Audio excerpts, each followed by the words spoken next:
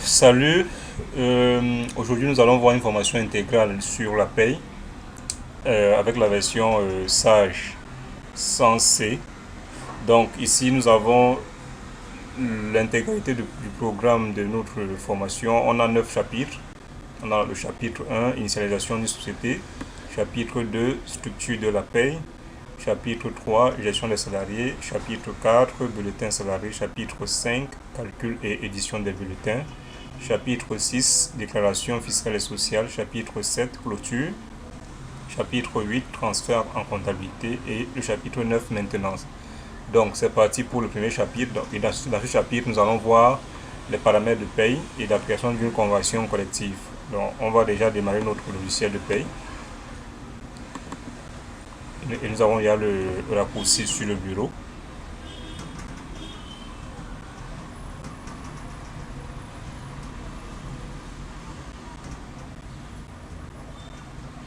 Et ici, dès qu'on a cette fenêtre, on va saisir le mot de passe. Et le mot de passe par défaut, c'est SAGE en majuscule, S-A-G-E. On valide sur la touche entrée.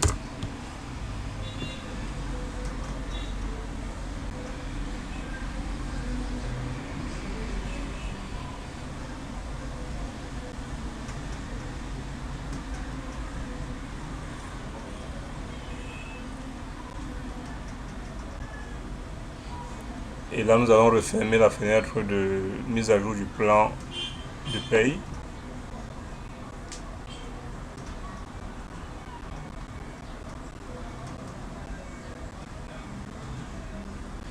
Alors, dès que nous sommes dans notre logiciel de paye, nous allons créer un nouveau fichier de paye.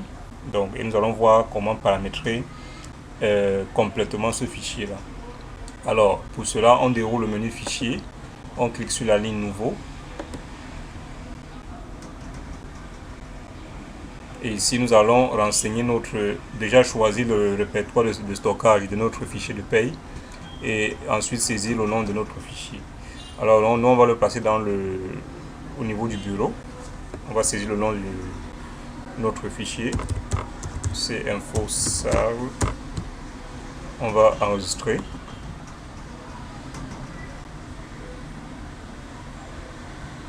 Alors, dès qu'on enregistre, on a une nouvelle fenêtre qui apparaît, qui nous demande création d'un dossier à partir de, et par défaut c'est coché d'une société déjà existante.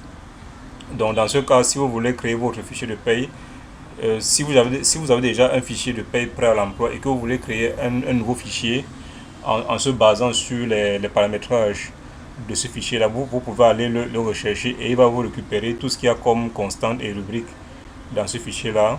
À ce moment, vous allez simplement créer les salariés dans votre nouveau fichier de paye. Donc, dans notre cas, nous allons partir de zéro. Donc, on va paramétrer tout ce qui y aura comme constante et tout ce qui y aura comme rubrique dans notre fichier. On va donc cocher d'aucun dossier et cliquer sur suivant.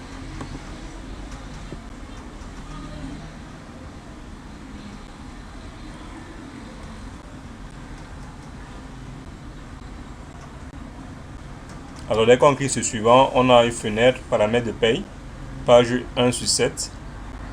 Donc ici, on va uniquement renseigner les périodes. On a dit, on demande date de début d'année. Il faudra choisir, est-ce que si on déroule ici, on peut avoir janvier, février jusqu'en décembre. Le mois en cours. Nous sommes en juin, donc on va prendre juin. L'année en cours 2018. Et ici, il va vous remettre par défaut la date du jour.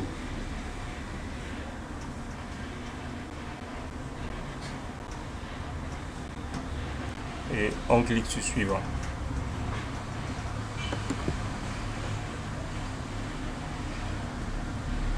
Donc ici, nous avons les paramètres.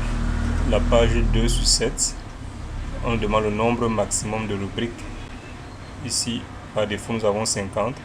Donc, je vais vous conseiller de mettre une valeur élevée. Donc, même si vous n'allez pas atteindre ce nombre de rubriques. Alors, les rubriques représentent les différentes lignes que nous avons dans un bulletin de paye. C'est ce qu'on appelle rubrique dans le logiciel Sage. Donc, même si vous n'allez pas pour l'instant travailler avec un grand nombre de rebuts, donc je vous conseille de fixer une valeur. Donc ici on va fixer 100.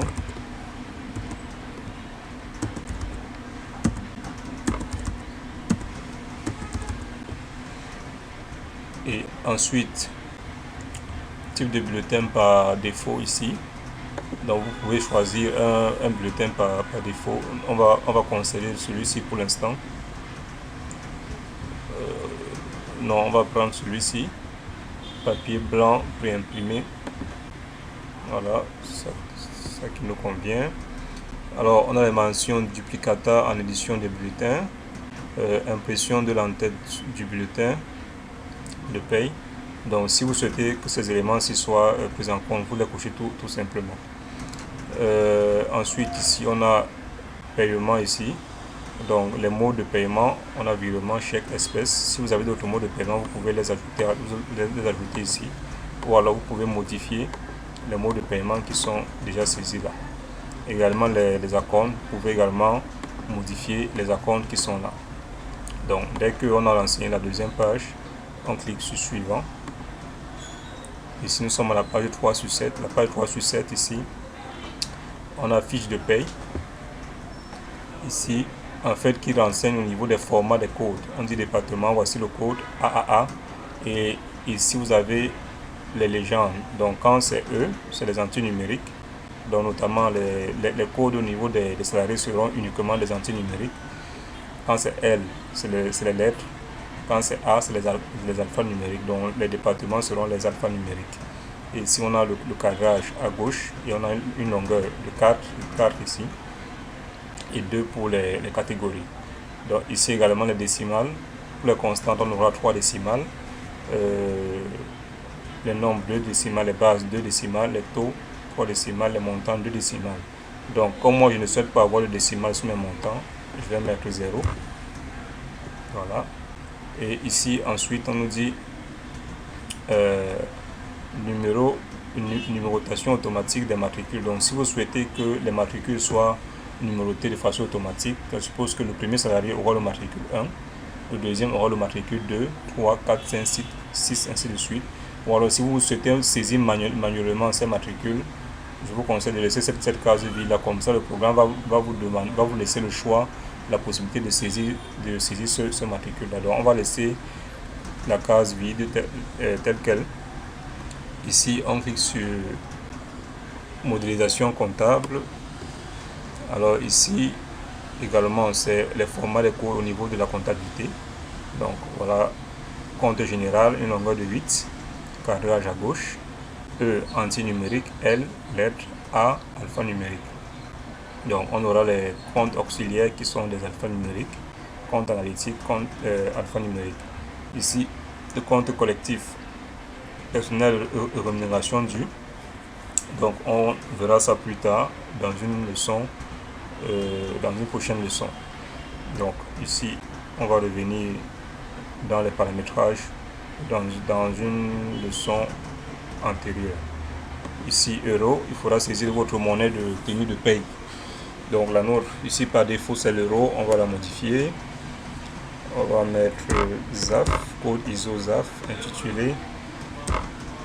On va saisir franc CFA. Le franc CFA n'ayant pas de centième, on va effacer centième.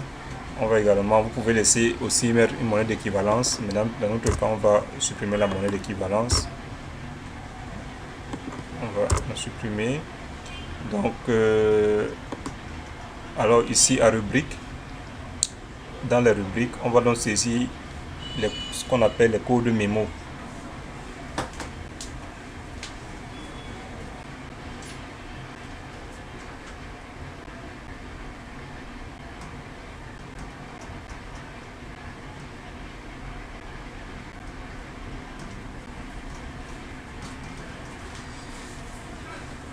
Alors, qu'est-ce qu'un dit ici? On va saisir les codes mémo des constantes et les codes mémo des rubriques. Alors, qu'est-ce qu'une constante? Qu'est-ce qu'une rubrique? Donc, tout à l'heure, je vous ai expliqué que les rubriques sont en fait les lignes qu'on aperçoit sur nos différents bulletins de paye. Et maintenant, qu'est-ce qu'une constante? Donc, la constante est un élément qui permet de faire un calcul en amont. Par exemple, au niveau des impôts sur salaire, les calculs seront faits par des constantes. Maintenant, la rubrique va récupérer les calculs qui sont faits par ces constantes-là pour afficher le résultat sur le bulletin de paie. Donc la rubrique en quelque sorte affiche le résultat. Par contre, la constante a pour rôle de calculer, les valeurs qui seront affichées par la rubrique. Donc nous allons voir tout cela dans le chapitre 3, si je me trompe. On clique sur suivant. Donc ici, par contre, il faudrait déjà définir les codes mémo, c'est-à-dire en fait les différents groupes dans lesquels on va classer nos constantes et nos rubriques. Donc on va commencer avec les constantes. On aura un groupe, par exemple pour le comment on peut appeler ça, alors on aura un groupe pour, on va appeler les primes. On aura un groupe pour les indemnités. On aura un groupe pour les avantages en nature. On aura un groupe pour les impôts sur salaire, évidemment. On peut encore ajouter quoi?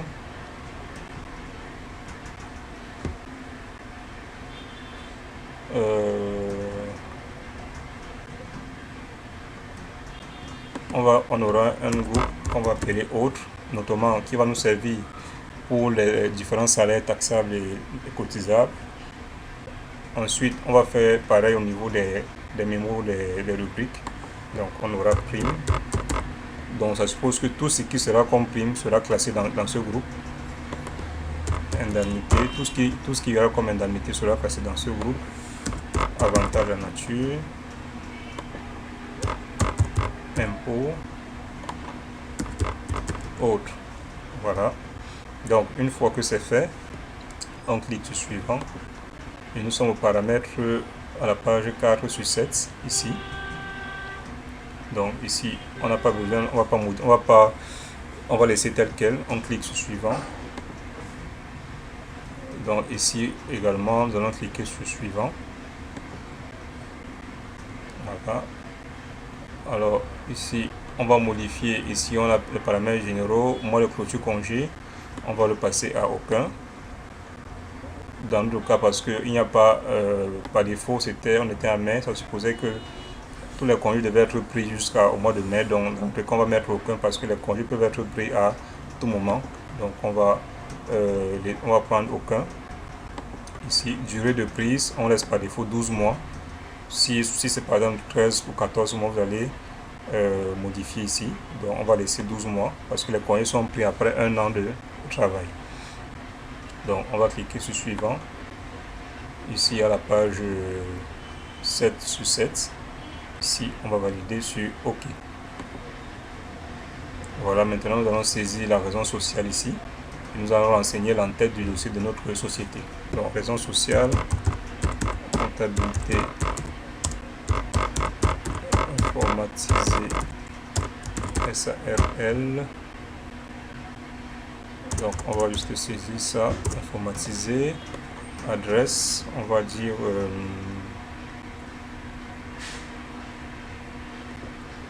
sable,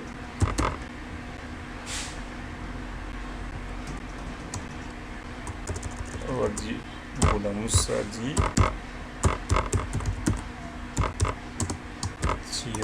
sable, complément d'adresse, face, entrée, hôtel Boa. Donc code postal 7309.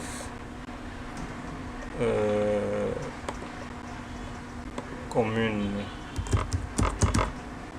Douala 5. Pays CMR qui est le Cameroun. Tabulation. Téléphone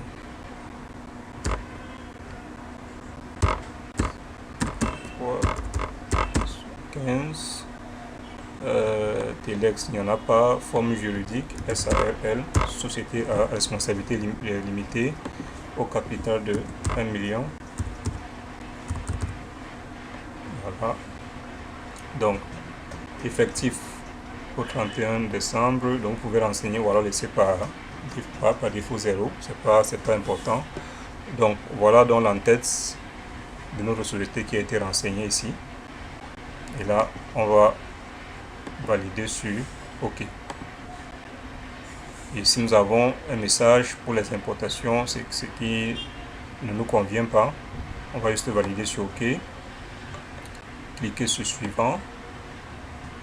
Suivant à nouveau. Donc ici, avant de cliquer sur suivant, on nous dit quelle est la durée mensuelle collective de travail dans la société. Donc en fait ici, il s'agit de la durée moyenne de travail. Donc on sait qu'il y a les mois qui ont 30 jours, il y en a qui ont 28 jours, il y en a qui ont 31 jours. Donc vous allez donc calculer la moyenne. Donc si c'est en plus sur une base de 40 heures par semaine, ça vous fera donc une moyenne de 173,33. Ce que nous allons saisir ici. 173,33.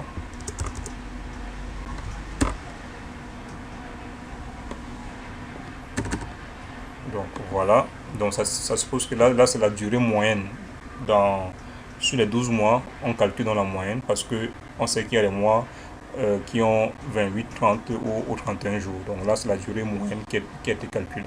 Donc vous allez faire le calcul. Si on passe sur une base de 40 heures par semaine, 40 heures par semaine fois 52 semaines, vu qu'une année a 52 semaines, et que vous divisez par 12 mois, vous allez avoir la durée moyenne. Donc si vous travaillez plus de 40 heures par semaine, vous allez faire le nombre d'heures par semaine dont vous travaillez fois 52 semaines divisé par 12 et vous aurez la durée moyenne mensuelle.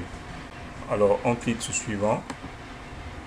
Ici on demande quel est le nombre de jours de congés acquis par mois. On va dire dans notre cas c'est 2 jours par mois. Quel est le nombre d'heures à prendre en compte par jour pour le décompte des congés? C'est 8 heures de travail par jour. Alors le reste des informations ne nous intéresse pas. On clique sur terminer. Alors, une fois que nous avons renseigné les paramètres de paye, nous allons passer à la deuxième leçon de ce chapitre qui va consister à la création de la convention collective. Donc, on va dérouler le menu liste. On va cliquer sur convention collective. Ici, nous allons cliquer sur ajouter. Et là, nous allons saisir le code. On va par exemple saisir 01. On va dire convention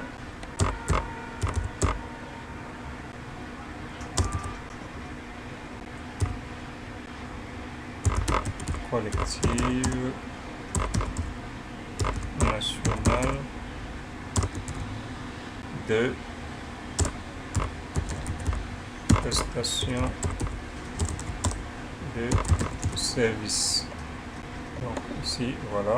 Là, on va en abrégé, on va mettre l'abrégé ici, CCNPS. Voilà. Là, c'est notre convention collective. On a ce qu'on a saisi, qu'on a créé, on valide sur OK. Et voilà notre convention collective ici. Et on va le faire. Là, on arrive au terme de ce premier chapitre.